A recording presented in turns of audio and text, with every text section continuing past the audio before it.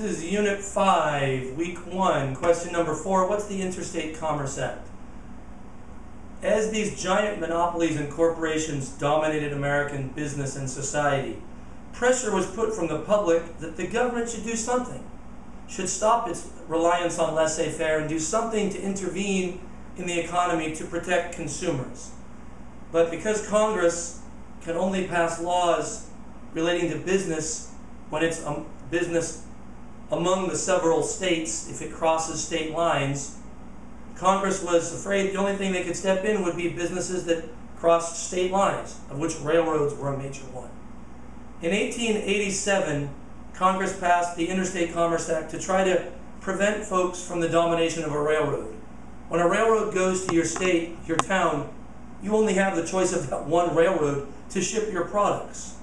So they had a real monopoly and could abuse that power in charging people exorbitant rates. So the government agency that was set up, the Interstate Commerce Commission, was supposed to monitor the railroads. And officially, railroads were only allowed to charge prices which were just and reasonable. Of course, that's very vague language. And who worked for the government? Former railroad employees often. So the definition of what was just and reasonable didn't really have a lot of bite. And the railroads, of course, donated lots to members of Congress to lobby them not to give the Interstate Commerce Commission any more teeth or ability to really regulate them. So it was difficult to enforce. Eventually, the Hepburn Act in 1903 is going to give the Interstate Commerce Commission the ability to actually set the rates. But it was an attempt by the government to begin to regulate unfettered monopolies and to intervene in the economy. Although initially it didn't work. It was supposed to go after railroads and their charging of unfair rates.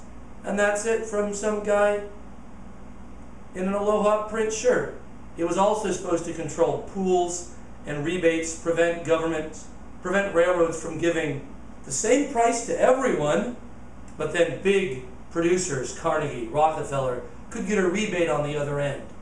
So that even though they were charging the same to everyone, certain companies got special kickbacks. It was supposed to go after that, but it wasn't ineffective completely until the 1900s. That's it from an Aloha print shirted guy.